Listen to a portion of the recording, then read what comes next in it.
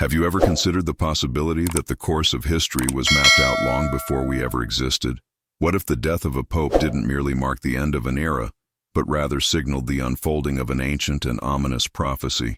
Get ready, because today you'll dive into a forgotten revelation, one that has been buried, doubted, revived, and perhaps is now coming true before our very eyes.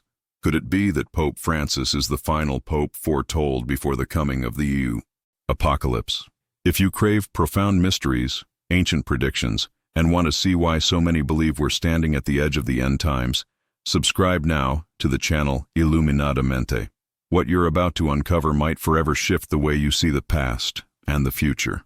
The world bid farewell to Pope Francis on April 21st, when the Vatican released a brief yet heartbreaking statement. At 7:35 this morning, the Bishop of Rome, Francis, has returned to the house of the Father.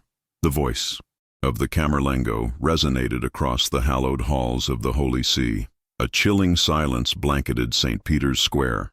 Jorge Mario Bergoglio, known to the world as Pope Francis, passed away at the age of 88, scarcely a month after being discharged from Gemelli Hospital, where he had been battling infectious pneumonia. Just days earlier, during the Easter Mass, he was seen frail and subdued. Seated silently in the Pope-mobile, he waved faintly to the masses. It felt less like a greeting and more like a silent farewell. To the world, it seemed like the inevitable passage of life, but for those who knew of ancient prophecies, it was the long-awaited signal, and that's where our journey truly begins. The prophecy of Saint Malachy.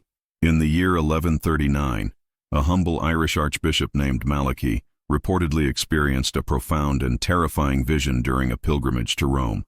According to tradition, as he approached the gates of the Eternal City, he collapsed and, in a trance-like state, received a series of mysterious mottos, cryptic Latin phrases, each destined to correspond to a future pope. Altogether, there were 112 mottos, each hinting at the character, origin, or fate of a successor to the papal throne. The first motto matched Celestine II, elected in 1143. And the final motto, the one that casts a shadow over today's events, points to Petrus Romanus, or Peter the Roman. This last chilling prophecy reads, "In the final persecution of the Holy Roman Church, Peter the Roman will reign, feeding his flock amid many tribulations. After these things, the city of 7 hills will be destroyed, and the dreadful judge will judge his people." The end. No timeline, no continuation, just a stark final warning. The end. The ominous list. For centuries, the prophecy of Saint Malachy remained buried in obscurity. It wasn't until 1595, over 400 years after Malachy's death, that the Benedictine monk Arnold Wyon revealed it to the world in his work Lignum Vitae. And that's where the mysteries deepen. Why did this list lie hidden for so long? Why was it brought to light during a century fraught with fierce power struggles for the papal throne? Scholars note that the earliest mottos are eerily accurate, aligning in stunning detail with the lives, symbols, and backgrounds of popes through the 16th century. But after that, the messages become increasingly abstract, symbolic, and dreamlike. Consider a few examples. Flower of Flowers was linked to Pope Paul VI, whose papal coat of arms prominently displayed 3 fleurs-de-lis. From the half-moon, fit John Paul I, elected under the light of a crescent moon. The labor of the sun was associated with John Paul II, who was born during a solar eclipse. Are these mere coincidences, clever retrofitting of history, or perhaps deliberate reinterpretations designed to make the prophecy fit? Possibly. But when we arrive at the time of Pope Francis, the puzzle takes an even more unsettling turn. Francis, the 12th pope. If we treat the prophecy as genuine and sequential, then Benedict XVI would be the 111th pope, making Francis, elected in 2013, the 112th, the final one, the so-called Peter the Roman. But there's an immediate problem. His name isn't Peter, and he wasn't born in Rome. So why do so many insist that the prophecy finds its fulfillment in him? This is where the layers of symbolism emerge. Pope Francis adopted his papal name in honor of Saint Francis of Assisi, whose birth name was Giovanni di Pietro di Mai Bernardone, literally meaning John, son of Peter. As the Bishop of Rome, Pope Francis inherently symbolizes the city of the 7 hills, taking on the mantle of Roman through his office. His election itself broke countless precedents. He became the first Latin American pope, the first Jesuit pope, and the first non-European pope in over 200 years. His rise heralded dramatic shifts, moments of hope for some, and seeds of division for others within the heart of the Church. Times of tribulation. Throughout Pope Francis's reign, the world seemed to spiral into ever-deepening chaos. Wars erupting across the Middle East, a pandemic that brought nations to their knees, unprecedented natural disasters, Vatican scandals shaking the foundations of faith, and the swift surge of ideologies hostile to religion. Amid this turmoil, Francis championed a church more aligned with the poor, the outcasts, and the voiceless. He raised his voice for environmental stewardship, embraced refugees, preached mercy over judgment, and confronted the sins festering within the clergy. Yet his progressive views stirred unease among traditionalists who accused him of diluting and modernizing sacred doctrines beyond recognition. In the eyes of certain apocalyptic scholars, these internal fractures could be seen as the final tribulation of the Holy Church foretold by Saint Malachy's chilling prophecy. The end of a cycle. When Pope Benedict XVI stepped down in 2013, it marked the first papal resignation in over 6 centuries. Now, with the death of Pope Francis, something unprecedented has occurred. 2 successive popes who did not fulfill the traditional lifelong commitment to the papacy. For many who study ancient prophecies, this is no coincidence. It's seen as a monumental signal. A cycle that began with Peter the Apostle may now be closing with another Peter, just as Saint Malachy's final motto warned. The Church's view. Before we dig even deeper, it's crucial to understand the official position of the Catholic Church regarding this prophecy. The Church does not recognize Saint Malachy's vision as authentic. It's classified as apocryphal, meaning it holds no theological weight. Most historians and theologians believe it to be a clever forgery from the 16th century, probably crafted to sway the heavily contested papal elections of that era. And the evidence is compelling. The descriptions are startlingly accurate up to 1590, but after that, the mottos shift into broad, ambiguous phrases. Moreover, there are no known documents prior to the 16th century that even mention the prophecy. Still, despite skepticism, the prophecy has endured for over 400 years, captivating imaginations, fueling conspiracy theories, and resurfacing every time the world seems poised on the brink of change. Now, with Francis's passing, it once again commands the world's attention. Have you ever stopped to think why so many people, inside and outside the Church, feel as if we're living in the final chapters of history? In part 2 of this series, we'll dive into the global events sparking apocalyptic visions, ongoing wars, the rise of dangerous technologies like AI and social control, the fading of faith, the emergence of false messiahs, and the eerie symbols woven into the recent papacies. Stay with us, because this journey is just beginning. The world seemed to watch in eerie silence, as if witnessing the final act of a familiar film, yet no one quite knew how the story would end. The death of Pope Francis, announced on April 21st, wasn't just the end of a papacy. For many, it marked the beginning of something far more profound, perhaps irreversible. In part 1, we uncovered the ancient prophecy of Saint Malachy, which foretold the rise of a last pope, Peter the Roman, who would rule during times of great suffering and chaos. But what exactly are these tribulations that the prophecy speaks of? Subscribe now to Illuminadamente, because in this part, we'll show you how the current events of our time, wars, pandemics, artificial intelligence, spiritual decay, and catastrophic natural events, align with shocking accuracy to biblical prophecies. And by the end of this video, you might just start seeing the world around you in a whole new light.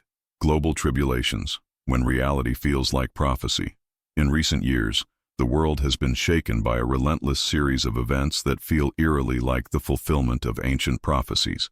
This is not about superstitions or vague predictions, but undeniable realities. Let's take a closer look. In a striking moment, Pope Francis marked Good Friday alone in St. Peter's Square, with the sky overcast and rain pouring down. The square was empty, and that haunting image spread across the globe as a somber reminder of isolation and uncertainty. His words that night echoed deeply, "Lord, do not abandon us in the storm." The pandemic wasn't just a health emergency, It was a multifaceted crisis that touched every aspect of life: political, economic, spiritual, and social. It wasn't merely a virus spreading across the world. It was a breakdown of the systems that held society together. For those attuned to prophecy, it was yet another crack signaling the approach of the end times. Wars and rumors of wars. From the conflict-ridden regions of the Middle East to the escalating tensions in Ukraine, from the nuclear threats of North Korea to the struggles in the Red Sea, our world is trapped in an ongoing state of conflict. As Jesus warned in the Gospel of Matthew, chapter 24, "You will hear of wars and rumors of wars. See that you are not alarmed, for these things must take place, but the end is not yet." But the real question is, how many wars do we need to witness before we understand that peace has become an illusion? Throughout his papacy, Pope Francis was one of the most vocal advocates for dialogue and diplomacy, yet his pleas were often drowned out by the sounds of bombs and the rhetoric of hatred. The rise of artificial intelligence. In the past, we imagined the apocalypse through images of horses and trumpets. Today, we face a new kind of threat: machines that think, make decisions, and control our lives. Artificial intelligence, once created as a tool to simplify human existence, now forces us to confront unsettling questions. Who determines what is right or wrong when there are no humans involved in the decision-making process? Who controls the algorithms that shape our emotions, influence our desires, and even dictate our political choices? Even the Vatican has organized discussions in recent years on the ethical implications of digital technology. Pope Francis has cautioned that, without moral boundaries, technology could evolve into a powerful new form of control and exclusion.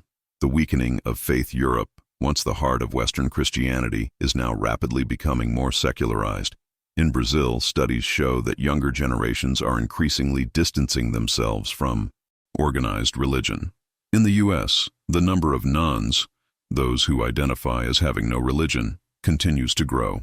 The prophecy spoke of a pope who would lead the church through immense tribulations, and one of those tribulations might just be the quiet erosion of faith itself. Pope Francis made it his mission to bring the church closer to the poor, the marginalized, and the minority groups.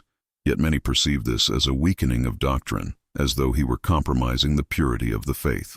To appeal to the world, critics were quick to argue, he's trying to please everyone, he's watering down the faith. But what if his true aim was to salvage whatever remained of the faith in a world that seems to be losing it? The occult symbolism in the Vatican. Let's delve deeper, because even within the Church's symbols and rituals, there are those who see hidden meanings, especially as the end draws near. Take the chapel of St. Peter, for example. According to tradition, the Apostle Peter was crucified upside down in Rome, where St. Peter's Basilica now stands. Beneath the main altar, right at the center of the dome, is said to be his tomb. The prophecy foretells the destruction of the city of 7 hills, Rome, and it also speaks of the final judgment. Symbolically, the prophecy begins with Peter, the first pope, and ends with a symbolic Peter, Peter the Roman, closing the great cycle of the church. It's as if the history of the church is a vast spiral, ultimately folding back upon itself. The end of the story brings us full circle. The Alpha meets the Omega. The flock returns to the shepherd, and judgment becomes unavoidable. Benedict XVI and the silent prophecy. There's another intriguing aspect to consider. When Benedict XVI resigned in 2013, a lingering question remained. If he was still alive, who is the true pope? For many Catholics, this doubt was never fully answered. Though Francis was legitimately elected, some saw inconsistencies in the process. Certain factions even claimed that Francis was the false prophet mentioned in the Book of Revelation. While the Church formally rejects this theory, it nevertheless fueled a quiet division between conservatives and progressives within Catholicism. And in Malachy's prophecy, the last pope is said to rule during a time of great confusion. Is this just a coincidence? Death and burial. Outside the Vatican pope, Francis made it clear during his lifetime that he did not wish to be buried in the traditional papal crypt of the Vatican, but rather in the Basilica of St. Mary Major. This small detail breaks with centuries of tradition, another symbol of the end of an era, a tangible rupture from the very heart of Roman power. It's as if, even in death, he was trying to communicate something. his body needing to be laid outside the place where it all began, signaling the end of a 2,000-year journey. This departure from tradition may be seen as an act of profound symbolism, marking the closure of a long chapter in the Church's history. What awaits us now? With the passing of Pope Francis, the period of sede vacante, vacant throne, begins. A new conclave will soon be called. Cardinals from across the globe will gather in secrecy. The iconic white smoke will rise, bells will toll, and a new papal name will be announced. But what if no pope emerges? What if internal conflicts, divisions, and deep schisms tear the Church apart? Malachy's prophecy ends without a clear resolution. After Peter the Roman, there are no more popes, no redemption, only judgment. What lies ahead could be the beginning of an uncertain future, where the path to salvation becomes even more obscure. Perhaps that's all it is, the end of a line. Or perhaps the true apocalypse is only beginning. But there's more, much more. In Part 3, we will delve deeper into the connections between this prophecy and other biblical and extra-biblical revelations. We will explore the apocalypse of John, the letters of Paul, the Gospels, and forgotten texts like the Book of Enoch, the Dead Sea Scrolls, and the Third Secret of Fatima. We'll ask the crucial questions. Who is the beast of the apocalypse? Who are the two witnesses? How are all these mysteries connected to the last pope in history? Subscribe now to Illuminatamente. Share this video and continue this journey with us, right to the end. Sometimes the end begins in silence, not with thunder or trumpets, but with a strange stillness in the sky, just as the apocalypse foretells, as if even the angels are holding their breath. And perhaps, at this very moment, you're asking yourself, is all of this just a coincidence, or are we truly living through the final chapter of history? In Part 3 of this special series by Illuminatamente, join us as we peel back the final layers of this prophecy. We will link Malachy's vision to the Book of Revelation, the Third Secret of Fatima, and other forgotten messages to uncover whether Pope Francis was indeed the last shepherd before the final judgment. Subscribe now, because this may be the most important video you've ever watched. The Prophecy of John, the Book of Revelation. The Book of Revelation, or Apocalypse, is the final text of the New Testament, attributed to John the Apostle while he was exiled on the island of Patmos. The book is filled with intense visions, rich in symbolism. A throne in heaven, seals being opened, trumpet-sounding horsemen emerging, a beast rising, and the number 6666 for many scholars and mystics. The book is not to be taken as a literal prediction of the planet's end, but rather as a depiction of the collapse of an era, the fall of empires, judgment upon corrupt systems, and the ultimate triumph of good over evil. But who is the beast of the apocalypse? Over the centuries, interpretations have varied. Some have pointed to Nero, the emperor infamous for his persecution of Christians. Others have suggested figures like Napoleon or Hitler, whose actions seem to align with the destructive forces described in Revelation. More recently, some look toward global institutions, powerful conglomerates, or even tech companies, seeing them as the modern embodiments of the beast. And in the realm of religion itself, some have begun to see the beast rising from within, an internal corruption, a false prophet cloaked in holiness. Could the beast be closer than we think? Could it be unfolding in our own time? The woman clothed with the sun and the two witnesses. Revelation 12 speaks of a woman clothed with the sun, wearing a crown of 12 stars, who gives birth to a child and is pursued by a dragon. Many interpret this as a symbol of the Church itself, birthing a new era of faith while being pursued by forces of darkness. But then come the two witnesses, two figures dressed in sackcloth, prophesying for 1,260 days before being killed by the beast, and resurrected before all. Some theologians believe these witnesses symbolize two profound truths the world rejects: genuine faith and spiritual justice. But what if these witnesses aren't just symbols? What if they are two concrete figures already walking among us, preparing for a time of reckoning? The anti-pope theory. In recent times, a theory has gained traction among certain Catholic groups. The possibility of an anti-pope, not in the traditional sense of a self-proclaimed claimant, but as a recognized leader who stands in stark opposition to the true gospel. Some have pointed to Pope Francis, others to Benedict XVI, and still others to the structures of the Roman Curia itself. One thing is certain: the Church has never been so internally divided since the Protestant Reformation. Malachy's prophecy ends with a pope guiding his flock through times of tribulation. And what could be a greater tribulation than the very body of the church being torn asunder in schism? Could we be witnessing a symbolic fulfillment of these apocalyptic images within the church itself? The third secret of Fatima. In 1917, three Portuguese children, Lucia, Jacinta, and Francisco, claim to have witnessed a series of apparitions of the Virgin Mary and Fatima. During these visions, three secrets were supposedly revealed. The first two were disclosed, hell and World War II. But the third remained a closely guarded secret for decades. In 2000, the Vatican officially revealed the third secret. A bishop dressed in white walks through a ruined city and is killed by soldiers. The Vatican interpreted this as a reference to the 1981 assassination attempt on Pope John Paul II. However, many disagreed, including Sister Lucia herself, who claimed that the version released was incomplete.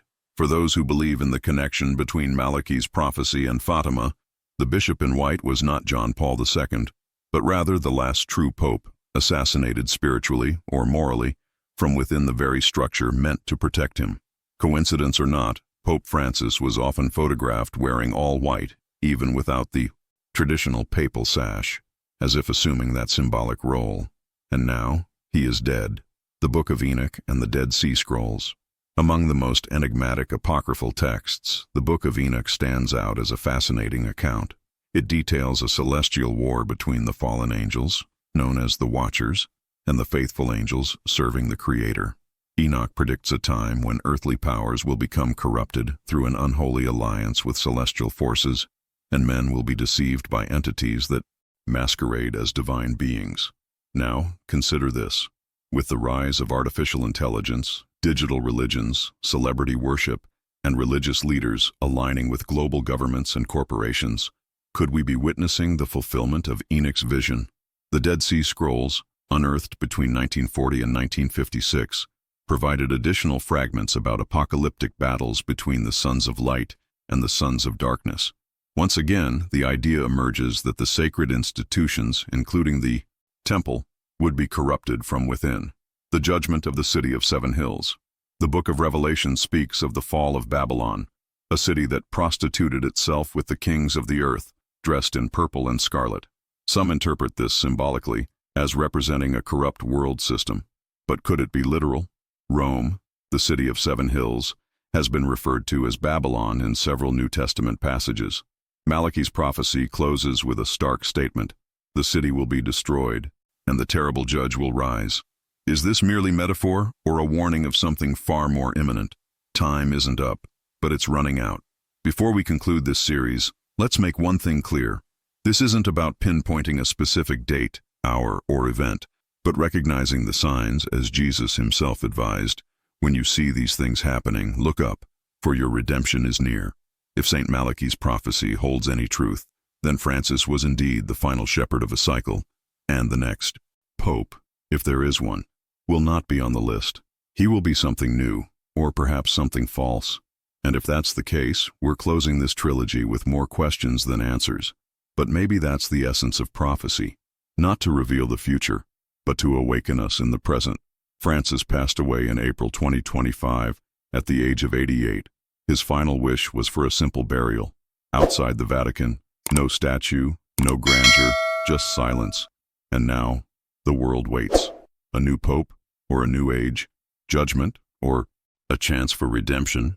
The decision may lie with us. But before you go, leave a comment. Do you believe this prophecy has been fulfilled, or is it all just coincidence? Share this video with someone who needs to reflect on this. And if you're not subscribed yet, join Illuminatamente now, because here every new investigation could change the way you see reality.